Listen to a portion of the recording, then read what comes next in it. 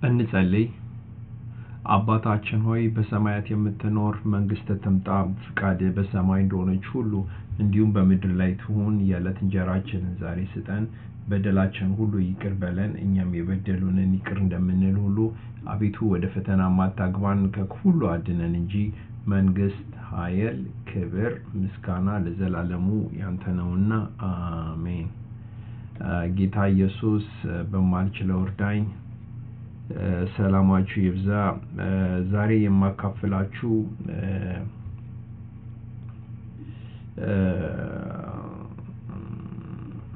ዘሌዋውያን ምዕራፍ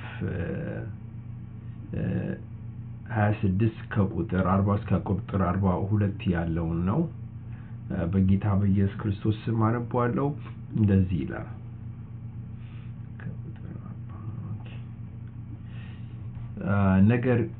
ነገር ግን ለእኔ ያልታመኑበትን በእኔም ላይ ያመፁበትን የራሳቸውን ኃጢአት የአባቶቻቸውንም ኃጢአት ቢናዘዙ ይኸውም እኔ ጠላት እንደሆንኩባቸው ወደ ጠላታቸውም ምድር እንደሰደድኋቸው ያደረገኝን ኃጢአት ቢናዘዙ ያልተገረዘውን ልባቸውን ቢያዋርዱና ስለ ኃጢአታቸው የሚገባውን ቅጣት ቢቀበሉ በዚህ ጊዜ ከያዕቆብ ጋር የገባሁትን ኪዳን ከይስሐቅ ጋር የገባሁትን ኪዳን ደግሞም ከአብርሃም ጋር የገባሁትን ኪዳን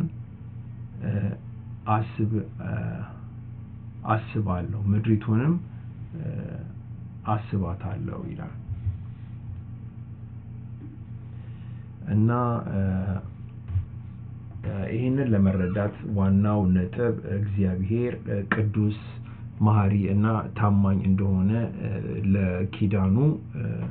ይናገራል እና ይሄ ቨርስ የሚያስተምረው ሰዎች ትሑት ስንሆን፣ ስንናዘዝ ኃጢአታችንን እና ወደ እግዚአብሔር ስንመለስ ያስታውሳል እና ቃል የገባውን እና ምሕረቱንም ያሳየናል ማለት ነው። እና ሌቪቲከስ ምዕራፍ 26 ከ40 እስከ 42 ያው ንስሐ መግባት፣ ትሕትና እና ከእግዚአብሔር ጋር የምህረት ቃል ኪዳንን ነው የሚናገረው እና ስለዚህ ካየነው ዋና መሰረቱን ካየነው ስለዚህ ያው ስላነበብኩት ቨርስ እግዚአብሔር የሚያወራው በሙሴ ውስጥ አልፎ ነው ለእስራኤላውያን የሚያወራው እና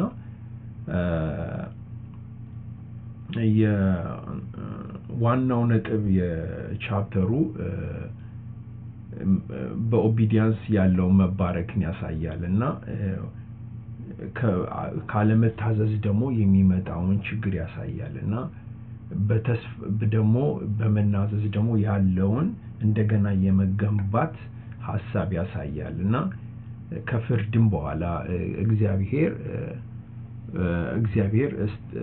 ታማኝና መንገዱ እንደሆነ ይናገራል እና 40 ላይ ካየነው ምን ይላል? ነገር ግን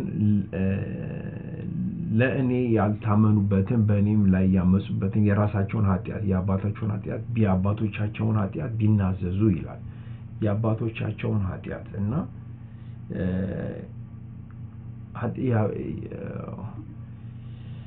ነገር ግን ለእኔ ያልታመኑበትን በእኔም ላይ ያልመፁበትን ኃጢአታቸውን ቢናዘዙ። ኦኬ እና ዋናው ነጥብ እግዚአብሔር ይመኛል እውነተኛ፣ ትክክል፣ ጥሩ፣ ታማኝ የሆነ ንስሐ መግባትን እግዚአብሔር ይመኛል ማለት ነው እና ንስሐ ማለት ምን ማለት ነው? ንስሐ በምናይበት ጊዜ ንስሐ ማለት ስህተታችንን፣ ኃጢአታችንን መቀበል ማለት ነው እና ስህተት የሆነው ውሸት፣ መጥፎ ያደረግነውን ነገር እየደበቅነው ስህተት የሰራነው መደበቃችንን መናዘዝ ማለት ነው እና አለመደበቅ ነው። እነዚህ ስህተት፣ ውሸት፣ መጥፎ ያደረግናቸውን ነገር አለመደበቅ እና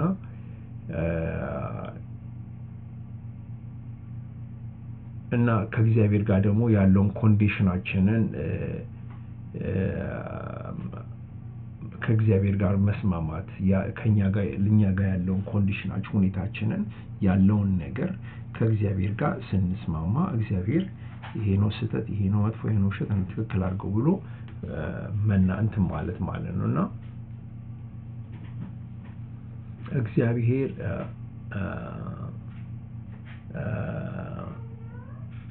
እግዚአብሔር ይሞላል እና ትሁት የሆነ ልብን እና ፕራውድ ያልሆነ አለ አይደለ የማይኮራ ስህተት ውሸት መጥፎ የማያደርግ ልብን እግዚአብሔር በትህትና ይሞላል ልብን ይመልሳል ማለት ነውና ዋናው ነገር እዚህ ላይ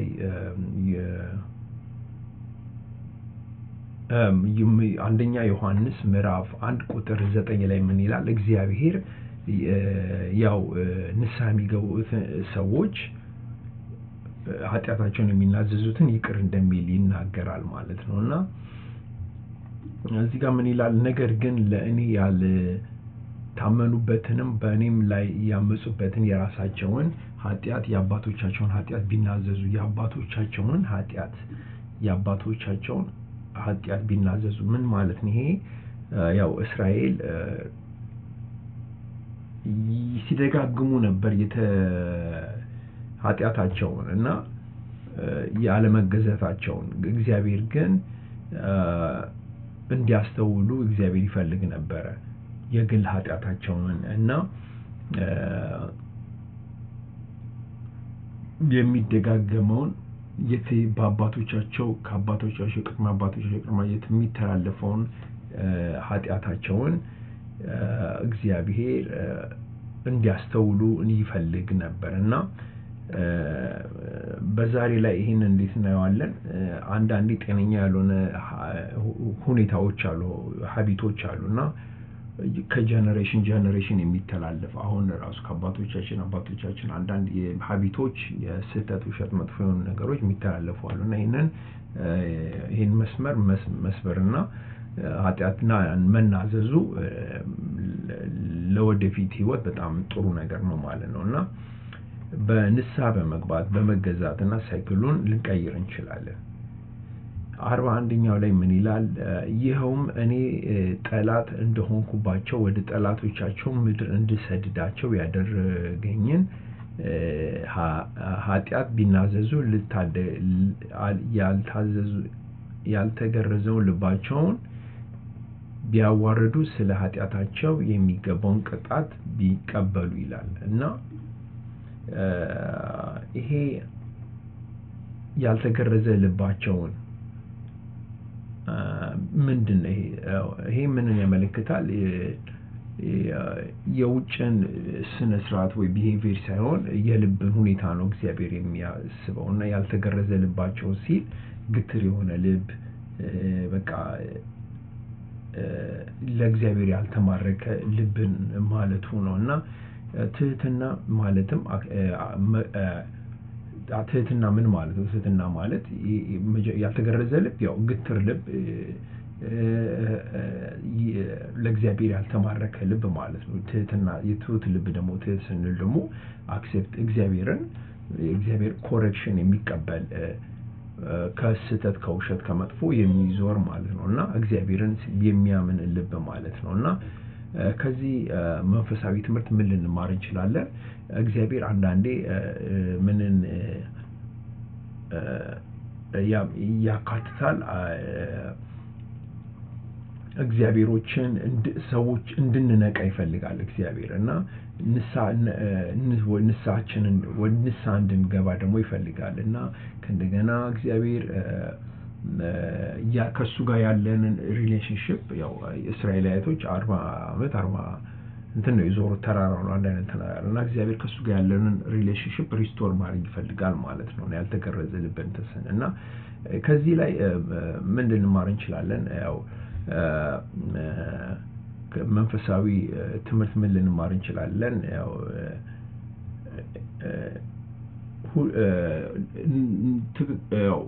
ዲሲፕሊን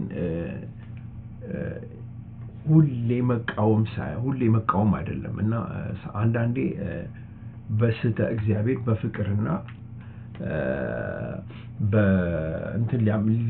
ማለት ያው እግዚአብሔር ብዙ አንዳንዴ በፍቅር ሊመክረንና ሊያስተካክለን ይፈልጋል እና ያው በእግዚአብሔር አንዳንዴ በፍቅር ነው ሲያስተካክለን ያልተገረዘ ልብ ምን ያለ ልብ እግዚአብሔር በፍቅር እየወደደ የሚያስተካክልበት ጊዜ አለ